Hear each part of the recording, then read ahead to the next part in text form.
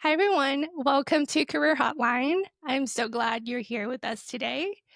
On this podcast, I have my friend Sophie. Hi. Thanks for having me. Sophie, can you please introduce yourself, what you do for a living, and how old you are? Yeah, absolutely. My name is Sophia Adams. I am a National Weather Service meteorologist here in the National Weather Service office in Boise, Idaho. And I'm 29.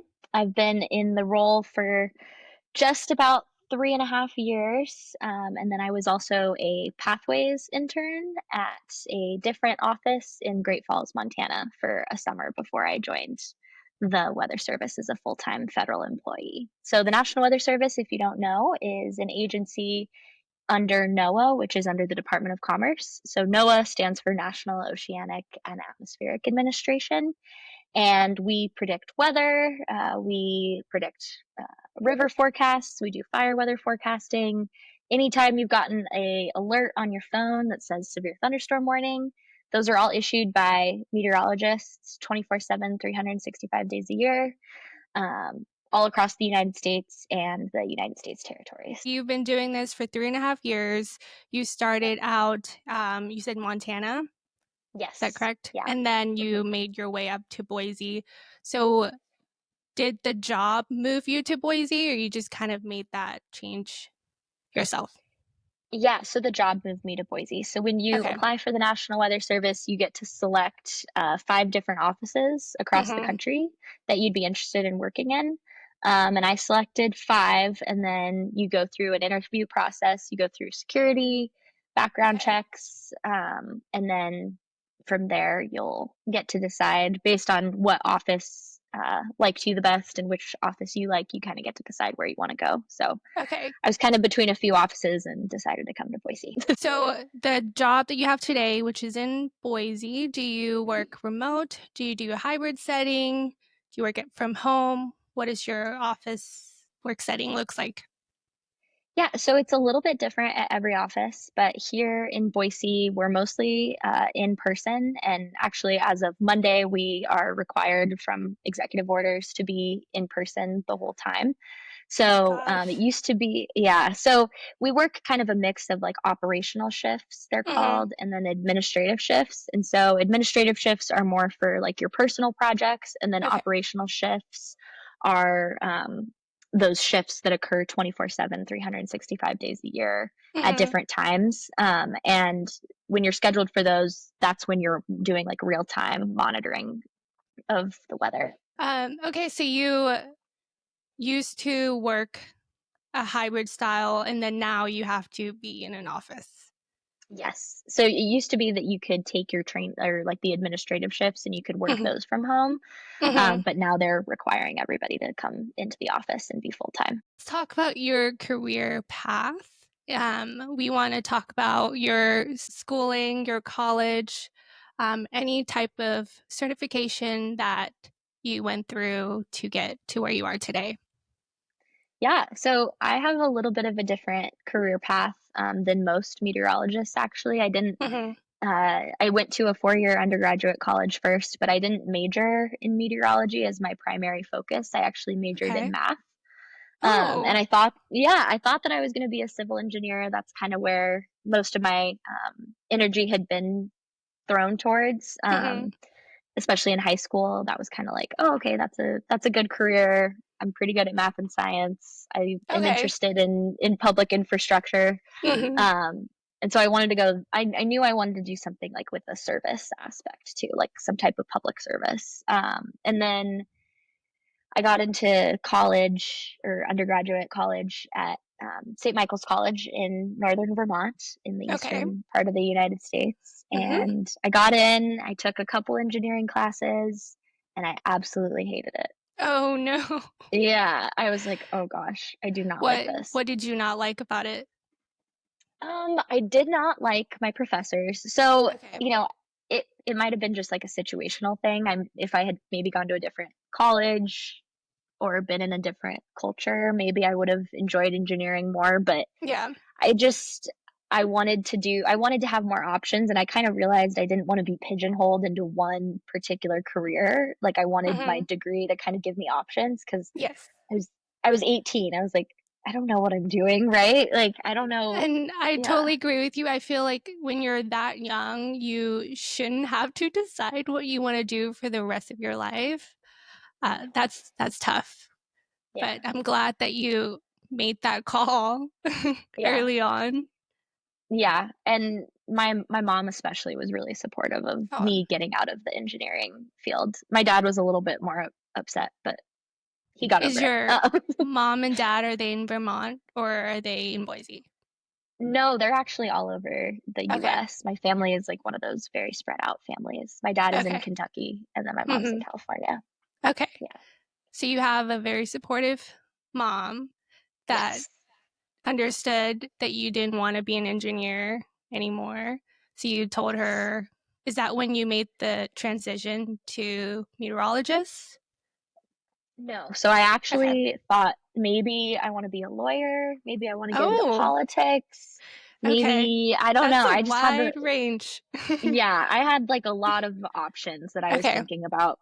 And so I kind of looked at all the courses I had already taken. I'd taken a couple math courses, I'd taken some science, and I thought, okay, maybe eventually I might want to go back to engineering, but I probably will, if I want to specialize, I'll probably end up going to graduate school. That kind of was Okay. what my professors had told me too, is like, if you really Mhm. eventually like want to move up into your career to Mhm. get paid more too, you're probably going to need a master's degree anyway. Okay. So get something, get a degree that would give you the options to be able to do that. So you wouldn't have Mhm. to take as many courses. So I ended up taking a lot of math classes and I realized I could go to law school with a math degree. I could also be an engineer eventually with a math degree. Okay. And there Mhm. also weren't a lot of required classes for the math degree. So I was like, oh, okay. Boom. I can graduate in 4 years still. Okay. So you So I went graduated with with that. the math degree. Okay. Yeah. Yeah. So I went with that. And then I actually taught English abroad after my undergraduate degree for a Ooh. year. Where did you Yeah. go? I went to Malaysia. Oh. Wait, I think I remember you telling me about this. That's Yeah, that's I think so. awesome. Yeah. Yeah. 'Cause, That's we kind have of a friend from Malaysia, and her name is, Van, if you're listening to this. Hi. hi, Van. We love you. Yes, we love you. How long were you in Malaysia? I was there for 1 year. Okay. Yeah. You taught English there for a year, and then you came back. I don't really know much about the any of the programs. How does that Y- work? Yeah. So that program is actually, it's called the Fulbright program. Mhm. With the current administration, there's not a lot of faith that it might continue, I guess, because it's funded Mhm. by the State Department. So it's a program you Oh, actually apply for during your last year in college. It's like okay. a scholarship program, and you Mhm. kind of have to go through a lengthy application process, like an Mhm. essay, and then there's a committee at your college, and they'll interview you as well. And then from there, they'll take your application to the host country, and the host country has a commission where they will like decide who's part of Okay. the group of people that will Mhm. come, and then you kind of go and you go teach within their high school system. Okay. So Are yeah, it's a you really cool program. are you also taking classes too virtually? No, Okay. you have to have graduated. Yeah, Got your it. undergrad. Yeah.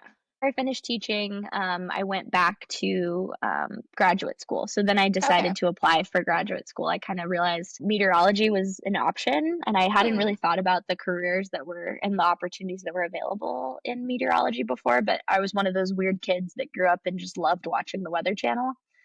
Um, we exist, and a lot of us now work Really? for the Weather Service. Yeah, it's a Okay. pretty common story.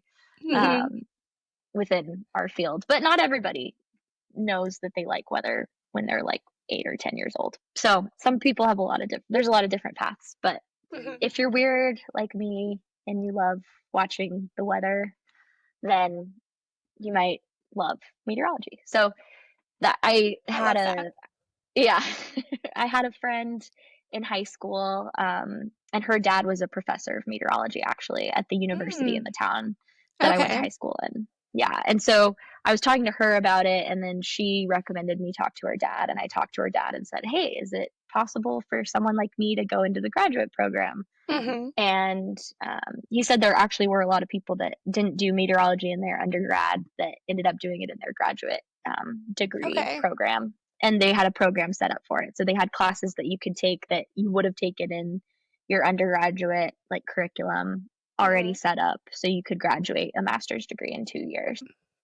You did 4 years of college, and then you did Hmm. 2 years of graduate program, so you did Yes, 6 years total of correct. school. Okay. Is that also 7 years if you're counting your year in Malaysia? Or no? Yeah, so that's like Okay. it's a 7 year time period from when I was like 18, 19. I Mhm. started my first job when I was 26, like my first full-time Okay. professional job. Yeah. Wow, that's a lot of years in school. You did all of Yes, that. That's I amazing. did. Thank you. Yeah. It was fun. I worked a lot of different jobs when I was in college, and I had Mhm. support from my parents too that made it That's good. possible to spend that long, so that was really nice. But, Mhm. yeah, no, I love school, so I would probably Oh, go back if they let me. let's talk about your day-to-day life, at your Mhm. career. So, Okay. walk me through what a busy day looks like, walk me through what a normal day looks like. Yeah, so we work rotating shifts, so we'll Mhm. do my day can start anytime from like today my day started at 7 a.m. Mhm. And then on an evening shift, our day would start at 3 p.m. And then on a night shift, our day would start at 11 p.m. So it's Ooh. kind of a similar day. Yeah. It's kind of similar Mhm. depending on the shift. But basically, what happens is we are in charge of the forecast. So we'll start our Mhm. day, we'll get a briefing from the previous shift's meteorologist. They'll kind of give us an overview of what's going on. Okay. Right now, for instance, we have flooding in Burns, Oregon. So that's something Mhm. that we're concerned about. So we're in the Okay. springtime, we're watching the snow melt. And so Mhm. anything that would affect that, those are things that we'll want to be really particular about with our forecasting. Okay. So we'll get an in briefing and then we'll spend a couple hours forecasting, looking at satellite data, looking at radar data, looking at recent observations from weather stations. We'll read forecast discussions from other meteorologists at other offices. We'll look at weather model data. And from all of that, we'll kind of put together a forecast and our idea of like what we think is going to happen. Okay. Uh, and And then we also, yeah, do you go have ahead. separate teams in all of those readings that you just mentioned? Are they all run by no? Okay. Yeah, so it kind of depends. Mhm. We have people that are in charge, like across the country, that are in charge of like monitoring the satellites and getting all the satellite data to us. But we are in Mhm. charge. We are the only person that are like that's building the forecast. So Right. you're the only one looking at all of that different data. What you that's when you start your shift, you're Mhm, debriefing what happened before, mhm. and then what happens when you have everything put together, you went through all the readings. What's your Yeah. next step? Yeah, so then, we'll have briefings throughout the day that we have to give our partners. So Okay. our weather forecast office specifically, we serve like fire partners, so people that are in Mhm. charge of wildland fire. We'll also serve different communities and emergency managers. So, Mhm. for instance, today with the flooding that's going on, we had an emergency manager call us and ask us, "Hey, what do you think is going to happen with some rain that's going to come next week?" So, Okay. you'll give your analysis of what you think is going to happen to them. You'll get Mhm. newspaper people that will That's a call, lot of or pressure, it is. right? It is a lot of pressure. Yeah. Yeah. But you build up confidence and it's like Mhm. it's kind of amazing how good humans are at pattern recognition because you'll Yeah. start to like see things come through and it'll just Mhm. be really natural to Okay. get to know an area of the terrain. You'll Yeah. get to know the region you're forecasting for, things that are common and it'll and especially like the longer you work in that career, like we have people that Mhm. have been working for like 30 to 40 years in the same area, and they are just like on it. Like it's Yeah, like breathing for them. So that makes sense. How long do you work? What are your hours? for like a day shift today, every shift is 8 hours. And if Mhm, there's severe weather, so if you work like in the plains mhm. offices, so like in Texas, Oklahoma, Yep. Arkansas, those areas that have a lot of tornadoes or severe thunderstorms, your Mhm. shift hours can be really different. Like you might today there's tornadoes happening in Arkansas. So those Yeah. folks working in that office, they may be working like 12-hour shifts. Okay. Do So you right, yeah. get overtime for working? Okay, that's good.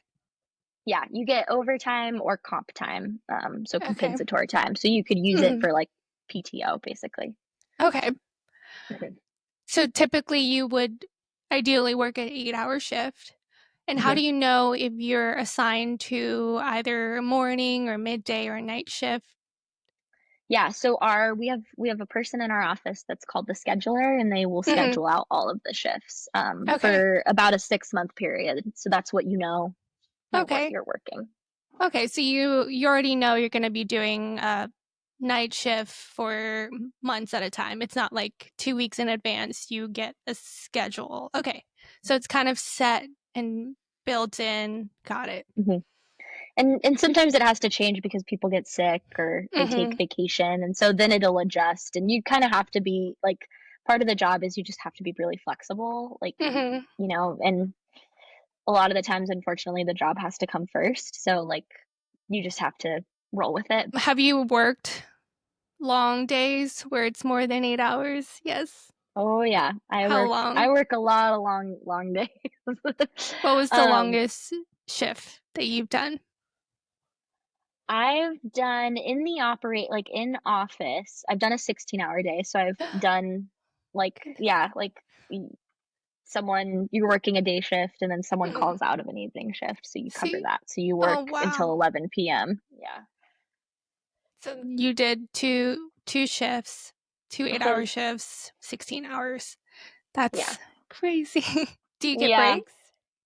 Yeah, and Okay. we in our office here in Boise, we have a pretty relaxed staff, so Mhm, we'll typically have, like, 2 of us on shift at a time, and, I'm a younger forecaster compared to, most of the people in our office, so, mhm.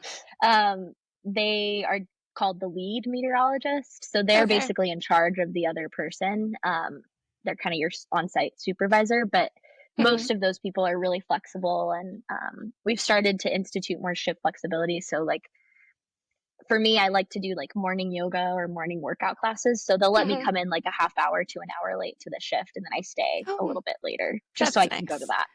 Yeah. That's amazing. Yeah, we need Yeah. jobs like that where you could do that more. Feel like working Yes. out is so important, especially a lot of people say that working out before work, you get that feeling of confidence. That Mm, high is what a lot of people say. okay. So I'm glad that you're able to get that in with your job. And where do Yes, you me like to too. work out? You said yoga? Yeah, Mhm. I'm like addicted to hot yoga right now. It's like the sweat. I Yes. love the sweat. I actually am the opposite. I Yeah. don't love the sweat. I'm glad Yeah. you found something that you enjoy. Thank you. Yeah, no, I totally get that. I totally understand that.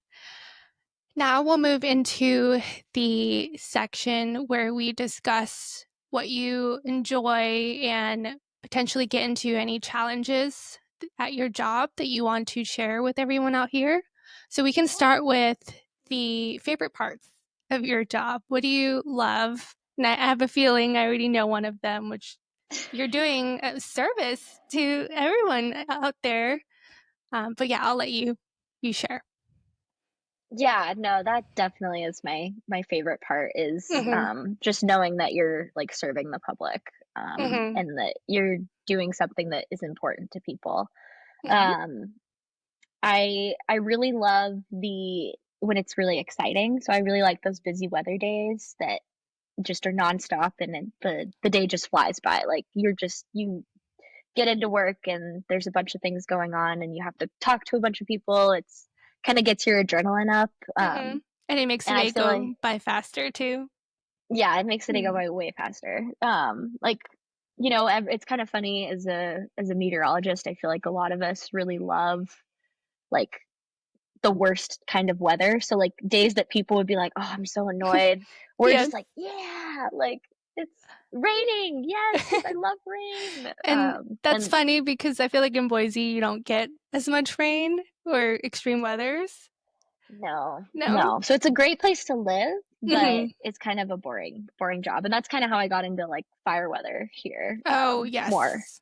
Hmm. Yeah, we had some gnarly fires last year, Yeah, and definitely. there was one that I've seen them kind of everywhere. The clouds would just come into the city, and that's when you were like, "Oh, this is actually there's a fire around us." But last year we had one. There was like right there by the Table Rock. Hmm. Yeah, that. Do you know what happened there?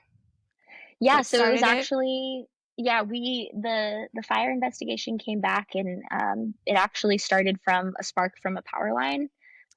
So Oh. we had, yeah, so we had really dry conditions and really high winds. Mhm. And our office had actually issued what's called a red flag warning, and so that's Mhm. when fire weather conditions are likely to start fires. So that's when, if you are out camping and you see, oh, there's a red flag warning, that's like you're not allowed to have campfires. Those types of situations. Okay. Um, Wow, a yes, spark from a power line. yeah, and chains from trucks driving, that is a very common uh, What? starter of fires, especially out west in the western U.S., just where it's Mhm. so dry and hot. And during the summertime, there's really long extended periods of warming and drying, and so Mhm. a lot of the grasses, especially like on the side of the highways, will dry out really quickly. Mhm. It's what's called like curing. So Yep. the grasses and things and the trees, those are all called like fuels, right? Mhm. So the fuels will be cured, and Yep. yeah, that can start a fire, a big wildfire. Wow. Hmm. For those of you that didn't know, it was what we're talking about is there's of course the city of Boise, and then the you can look out and see the city, and the fire would be right next to it. And a lot of homes are nearby, so it was a pretty scary sight. And I know there's a lot of worse fires out there, but just being able to see that so close to everyone's homes, that was scary. And now that we found out it was through a power line, Yeah. anything could happen at any time. Yep. Yeah, it's pretty wild. Is there a specific moment where you feel proud to be where you are today in your career? Do you have a certain memory you want to share? Yes. Trying to think of the exact memory. There's a few that come to mind. I think something we haven't really touched on is like meteorology itself is a really male dominated field. So, Mm, and especially the weather I didn't service, know I that. think, yeah, the weather service is like 88%, at least from the last statistics I saw, 88% male, white, and over the age of 40. Mm, So it's a really old population of people that, not that 40 is really old, sorry if you're over 40. 40, yes. 40 is not old. Yeah, I'll clarify. But yeah, so it's a older population, and it can be really intimidating as a Yeah. younger woman to step into that, especially like in higher pressure situations. So Hmm. uh, there's been a few situations. A couple weeks ago, actually, I was deployed to the Sun Valley World Cup ski Hmm. finals, and I had to kind of walk in and just do the forecast and not really know a lot about the background of the event or exactly what they wanted. And Okay. it was mostly older men too in a Mm. World Cup ski racing, Yes. like organizing it. Yeah. Um, Here you are and walking they're in. Yeah. and it was pretty intimidating, and, it ended up that it snowed a lot more on the course than I thought it was going to, and that was pretty bad for the course operations, and so, Mhm. it ended up that I wasn't right with my forecast, and that was really embarrassing, Oh. but then the next day, I had kinda, like, figured out what had happened, Mhm. and I did another forecast for another incoming storm, and it ended up being, like, pretty much right on, which Oh, was, like, lucky to a certain yes. extent. Yeah, I was Mhm. like, "Yes, I got it."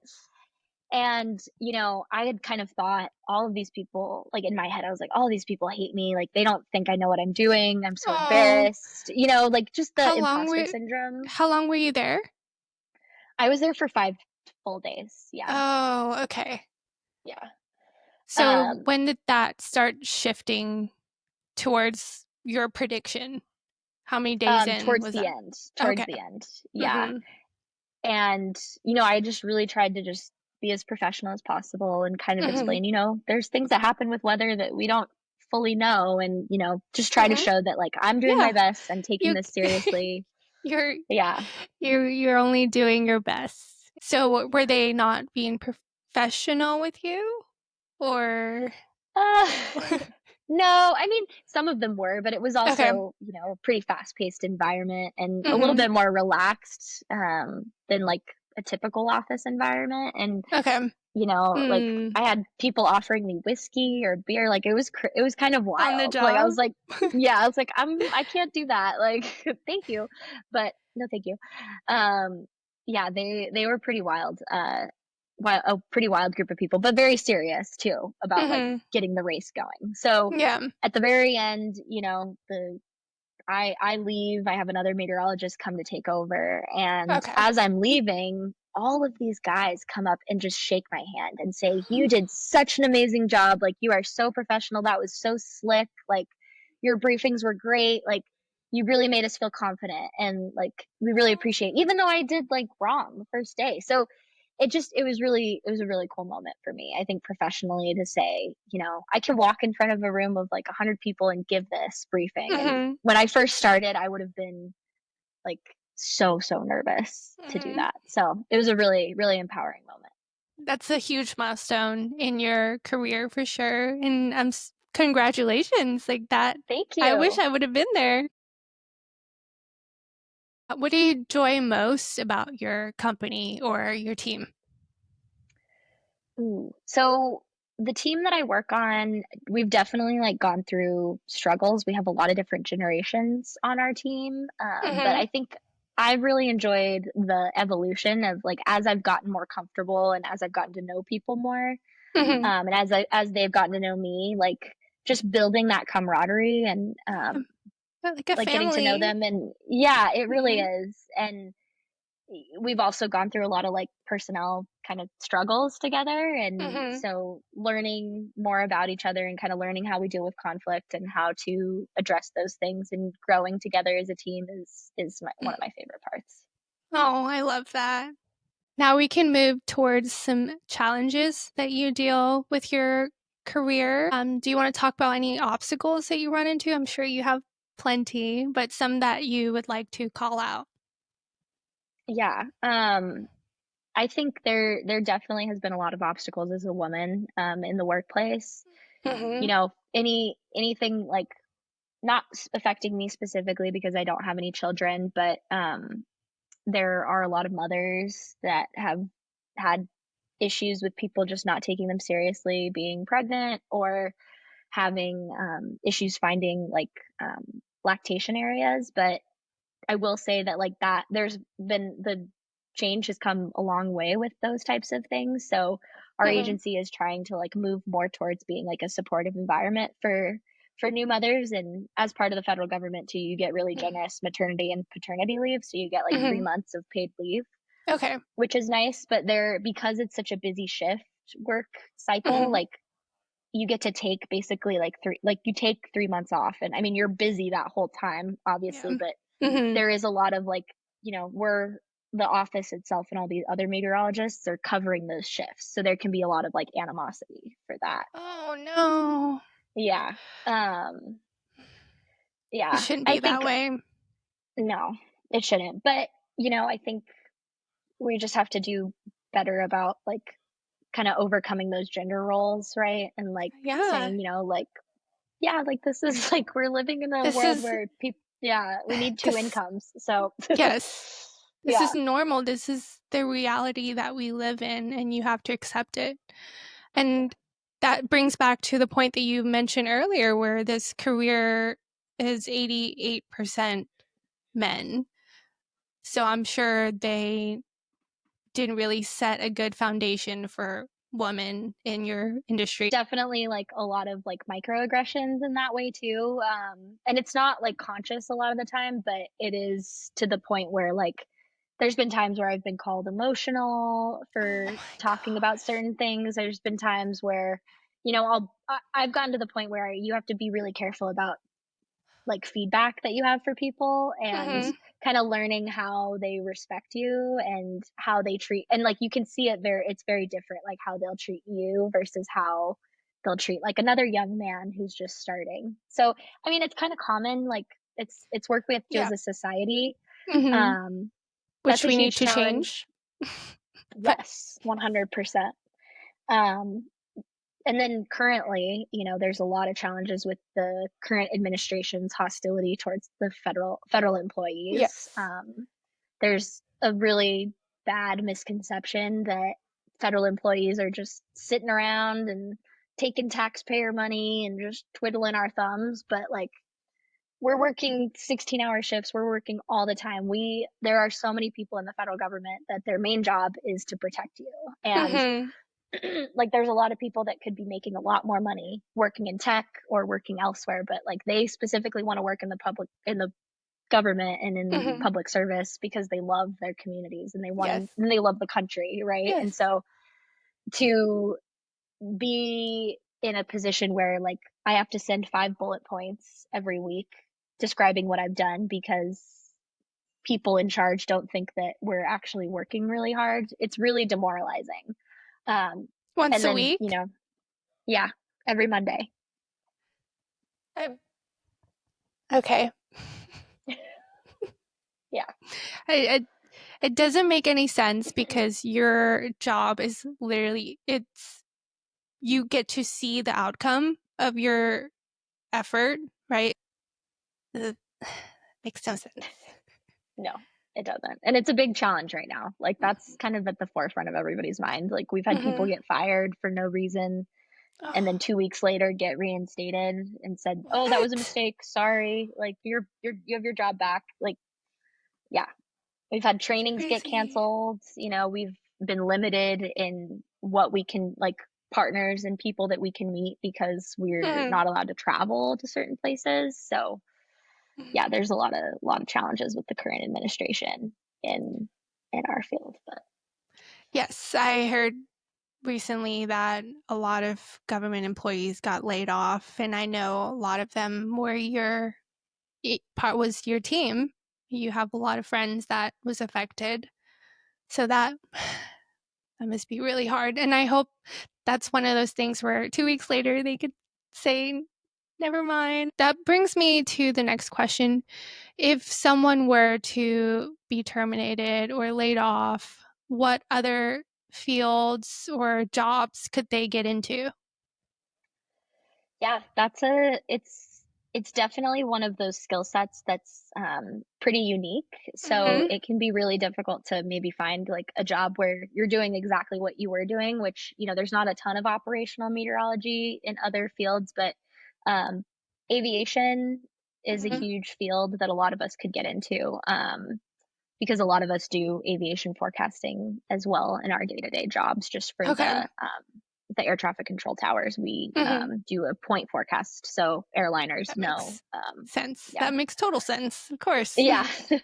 So, like, airlines, like commercial airlines like Delta or Mhm. United or Southwest, they have their own team of meteorologists. So you Yeah. could potentially work there. Okay. Um, there's a lot of, like, people in the finance industry that are starting to hire meteorologists. A lot of power Mhm. companies, because of, like, the issues with Mhm. fire weather specifically, they'll hire Okay. meteorologists. to have them on their staff. So there's other industries that need meteorologists, Mhm. but also like you build up a pretty good, like most of us have programming skill sets, most of us have environmental skill sets. So there's a lot of Mhm. other industries that you could get into with our degree. And this is a little bit more specialized. What's something about your job that people wouldn't expect? One of the things about our job that is kind of unusual is we actually launch like mini rocket ships every shift.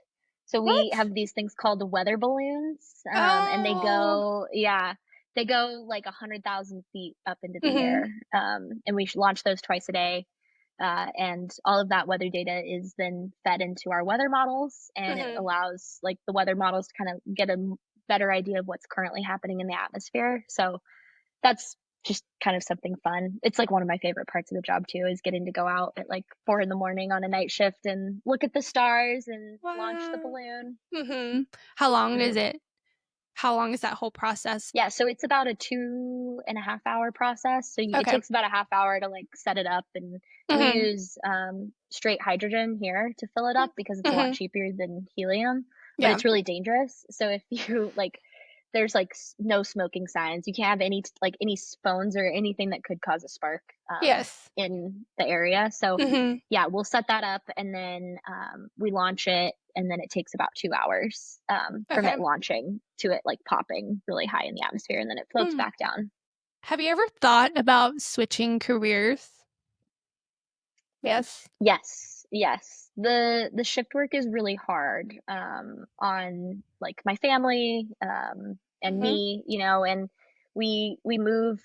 There's 122 offices in our particular agency, and you kind of have to just go where there's a need, and it's hard to take time off. So it really does like take over your life, and I love it. Mhm. So I'm still like really passionate about it, and I want to keep doing it. But there's definitely been times where I've thought, hey, maybe I should just be a lawyer or go into like start like teaching science or math. Mhm. I'm just tired. Like 4 Yeah. a.m. on your seventh night shift in a row. It's rough. Yes. That Mhm. sounds miserable. Yeah. Do you have PTO? What does that look like? Yeah, so we get when you first get started, it's about 13 days of PTO Mhm. a year, and then you can also like accumulate the compensatory time, and so you can use that. So I do that quite a bit, like just from driving places to give um, weather talks or meet with emergency managers, or if you have a shift that goes a little bit longer, you can just claim that as comp time. So I Okay. don't have to take a ton of PTO. I can use a lot of the like banked time that I've had. Okay. Do you get any health benefits from Yes. working at your career? Yeah, we get pretty good health insurance through the Mhm. federal government. You get reasonable coverage. Mhm. It's probably not as good as some people might think. Like there's probably like bigger companies that have nicer health insurance Mhm. plans. But it is pretty affordable. And Mhm. then there's certain like high deductible plans where you can set up like investment accounts through them Yeah. for like health things. So Mhm. that exists. And then you get like a 401k. Mhm. Um, it's not exactly a 401k. It's called a thrift savings plan. Mhm. But you get like a 5% match into your Okay. 401k. Oh, that's really good. Um, yeah, Wow. yeah. Yeah. And then you get your PTO. You get the big thing is the maternity paternity leave. So you get Mhm. 3 months of that, whether you know maternity paternity in Yep. any way that you have a child. Yeah. If you adopt a child too, you Mhm. get that as well. That's Um, Yep, that's good. yeah, yeah, and you get 4 hours of sick leave every pay period as well that you can just add up. And Mhm. then you You also get a accumulate? pension. Oh, Yeah. yes. Yeah, Oh, it's not wow. as great as it used to be, but it's a good gig. Mhm. Yeah, Yeah. that's a lot of benefits. Okay, we will move on to the career advice closing statement. So on here, I would like to talk about what type of degree you would recommend for anyone that is interested in becoming a meteorologist, any job interviewing advice, resume tips, all things like that. So let's start with degree and certification. What do you recommend for students that are interested? Yeah, so I would recommend a 4-year undergraduate degree or bachelor's degree in atmospheric science or meteorology or a related field. Nowadays, I think it benefits you a lot if you do kind of add on to that base bachelor's degree or Mhm, certification with a master's degree. mhm, That generally gives you a little bit better odds of like getting into a federal agency. So, if you're really interested in specifically becoming like an operational meteorologist, that's probably all you really need. But if you want to do more like science based research, then you would probably need to get like a doctorate degree, and so then that's where you get more into like the kind of career scientist mhm. type realm, and you would do like a longer degree. It's probably about like 8 to 10 years of your life that you'll be dedicated to school, but you'll know a ton about atmospheric Mhm. science and meteorology, and you could work for an agency like mine and do specific like developmental research, or you could become a professor. So there's a lot of different options with that. But if you just want to do the National Weather Service operational meteorologist, I'd say bachelor's degree of meteorology and then a master's degree in meteorology or atmospheric science. Okay. Mhm. And if someone were to apply for a job, what what should they be looking for? Do you have any resource for them to like websites to look into and what does Yeah, that look like? I think like the best possible thing you can do to set yourself up really well is Mhm. to find a mentor, honestly, because Yeah.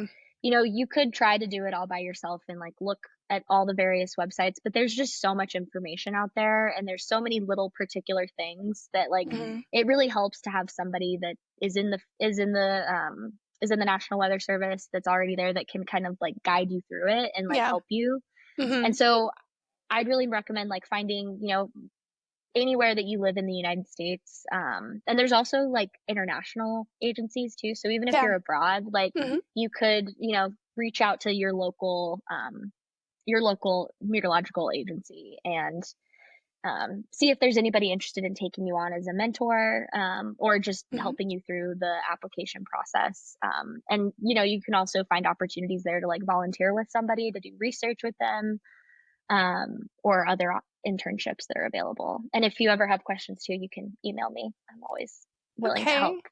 Oh, Yeah. yes, I will drop in her email here if anyone is interested in reaching out. Let's say someone went through all of the schooling, started applying for jobs, and they're now going to have their first interview.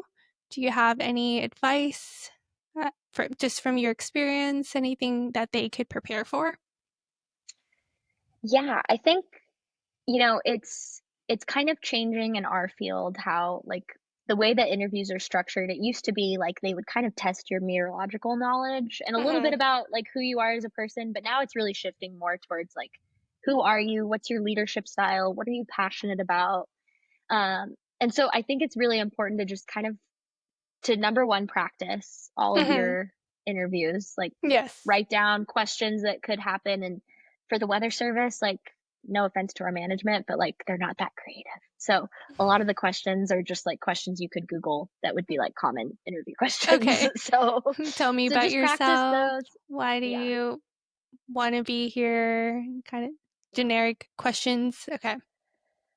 Yeah, and, like, what are you passionate about? And Mhm. oftentimes, like, I think it's really important to, like, bring your whole self to the Yeah. interview, right? Like, don't just be, like, a weather robot or, like, a robot about I think this kind of applies to any job, but, like, Yeah. I think managers wanna see that you're a whole person and that you have, like, other interests and other Mhm. hobbies, but, like, the reason you're in this field is, like, to do good work, right? So, Yeah. just just bring your whole self to the interview, talk about other things that you're passionate about, talk about your research that you've done, kind of brag Mhm. on yourself a little bit. Like Yeah, it's sell totally okay to yourself. do that. Mhm. Yeah, do not sell yourself short. I know Mhm. a lot of people who have done that. Yeah. How So yeah, and just many be excited. how many interviews did you go through? Oh my gosh. I went through, so I interviewed at all five of my offices, and then one of the Uh-huh. offices that I interviewed had five interviews, five different separate interviews. Yeah. So it was about like a 2 week stretch of just a lot of Yes, interviews. yes. Now, this is a very fun question. What do you want to be when you grow up? Ooh, I love that. Mhm. Oh my gosh. Um, I would love to be like in some sort of leadership position in my agency and Mhm. kind of direct like the future of it. I'd really love to be able to do that at some point. Or I'd really love to just kind of like stay where I'm at and become like more involved in my community, have Mhm. other interests outside of my job, like continue to forecast and continue to go to different events as a deployed meteorologist, but like, be a mom, have Yes. kids, like, Eh. just like that is also what I want to be when I grow up. And I think that's Mhm. just as important as like what you want to do with your career. So Yes. I yeah. love all of that, and I hope you Thanks. do become a mom one day. You'll be a really great mom. Aw, you too, Bo. Thank you. Now that we talked about schooling, the job interviewing process, let's say someone does get a job and they are going through salary conversation. What is a good salary that someone starting out would be looking at? Yeah, so with the federal government, one thing that is kind of tricky is that you can't really negotiate your salary, like, it's set by law. So, Hmm. you'll just Not even you'll a just range? nope, nope, you'll just be getting what you get. Okay. Yeah. So in this case, it would already be set in the job posting, Yeah, right? well, it Okay. would be yeah, it would, like, it's called, like, the general schedule, and so it's Mhm. basically like a table, and it also they take locality adjustments into Mhm. account, so, like, if you live in a bigger city, you'll get, like, a bigger percentage of that base salary, Okay. um, and so they'll adjust it sometimes based on, like, inflation or other Mhm. things that'll happen, so, So no yeah, so your base negotiation. no Good to know. negotiation. Okay. I tried to negotiate. It didn't work. Oh. But hey, maybe that'll change. You could try. You could always ask. The Mhm. worst they can say is no. So, Yeah. um, But if you were to yeah. give a number just so people Mhm. could have that goal in mind when they're starting, what would do you think that would be? Yeah, so you can also look it up too. Mhm. There all this information is public, and they have different locality tables for each city and Yep. area that you live in the United States. So you can get like the exact number. But for me, I started as a GS7, and at that Mhm. time, I believe it was $43,000. Okay. Yeah, Did as you a move base. up pretty fast from Yeah, so then there's like a set progression too of how Mhm. you move up. So, um, when you're a meteorologist, you'll move up to it's called like 2 scales, 2 GS levels, Mhm. every year. So you move from a GS7, which is like 43,000, then Mhm. to the next year you move to a GS9, and Mhm. that's about I'm just gonna pull it up because I forget. It's a little bit more now than it used to be. Oh, okay. GS9 is about like 57,000. And Okay. then the next year you'd move up to a GS11 and that's about 74,000. Mhm. And then your third year you would be a GS12. And that's where you would like max out at as a general meteorologist and Okay. that's just over $87,000. And then Okay. you also because we work nights, weekends, holidays, you get it's called differential. So you get like a Mhm. percentage of your hourly rate added onto that. So you'll get paid more than that. Mhm. That's just like your base rate. Okay. So you do get a promotion every year, essentially? hmm Okay. Yeah, I mean, the only reason that you wouldn't get one is if you weren't meeting the standards. And Okay. if you're doing your job, you're meeting the That's good. standards. Like they're going to promote you. So, yeah. Oh, that's actually really rewarding to know that that's on the table for you because in just regular corporate world, you just never know. It could be 1 year, it could be 3 years, it could be 10 years. So Yeah. that's No, That's It's nice. nice. It's set. Yes. It's set. Yeah. Mhm. You know your expectations, and Mhm. I think it also helps because it's like you don't have to do all that guesswork of like, oh, am I doing enough? Am I like working harder than Jan? Yeah. It's like, no, Jan and I are the same. Like Jan and I will Yeah. both get an increase if we do Oh, this. I So kinda like yeah. that a lot better. Hey, federal government, come Yeah. hang. Maybe not, maybe wait a couple years. What does advancements look like once they do become a, what was the role, A the GS last 12. one? GS-12. Hmm. Once they reach Hmm. that, obviously that doesn't stop you. There's other advancements. What other advancement could they look at? Yeah, so that's like what you would max out at as a basic Mhm. meteorologist. But if you wanted to get into leadership roles, the next step up is called a lead meteorologist, and that's Mhm. a GS 13, and that's about $115,000 a year right now. So Mhm. you get a pretty good pay bump, but then that also comes with like supervisory responsibility. Right. Um, so they recommend that you've been in your role for at least like 4 to 5 years. So that way Okay. you're just aware of all the processes and Makes everything. sense. And then from there, there's like within like a local forecast office, there's also like three different like leaders of the whole office. There's a warning coordination meteorologist, there's a Mhm. science and operations officer, and then there's the meteorologist in charge. And so all of those are at another higher GS scale most of the time. So there's like GS 14, and then if you're at a bigger state office, the meteorologist in charge is at a GS 15. And the What does GS GS 15, stand for? Just curious. GS stands for, yeah, sorry, so many acronyms. General scale. Yeah, Okay. so it's just the general pay scale. Okay. Got it. Yeah, it's very confusing. All the different like payment The methods and numbers. scales and stuff. So the GS 15, that's like the highest that you could get paid within the current, like with if you didn't go to like leading a whole region of Mhm. offices or anything. And so that would be at like you'd be making about $183,000 a year at this point. Oh, Like okay. so it it's substantial, honestly. Like Mhm. if you want to get there, it probably would take you about 8 to 10 years from when you start training as a meteorologist to get to that point. But it's nice to know that like that option is there. And Yeah. um, because we've been having a lot of retirements on our agency, there is a ton of openings. Like, and our agency is codified into law, so there's a really low chance that it would just completely go away. So we'll be really Yeah. needing and be really heavily recruiting people, and a lot of management positions are going away. So that it's a good time to be in the agency Yeah. in some ways. So like there is the opportunity for advancement, and we're going to need a whole bunch of new motivated people to get involved and help us lead our agency into the next generation and the Yes. next. And you could potentially be their boss. And you could Fingers be interviewing crossed. them. Ugh, Yeah. That includes our conversation. Thank you so much for joining us today. yeah, thank you so much, Bo. Thank you, everybody who listened. I hope I didn't ramble too much. I just Not love at talking about all. my job. I hope that everyone out there is inspired. If you were interested in this career choice, like she said, there's going to be a lot of openings. So make sure if you're interested, go through with it. Yeah, absolutely. It's never too late if you want to make a career switch to us. Alrighty. Thank you, everyone. Bye.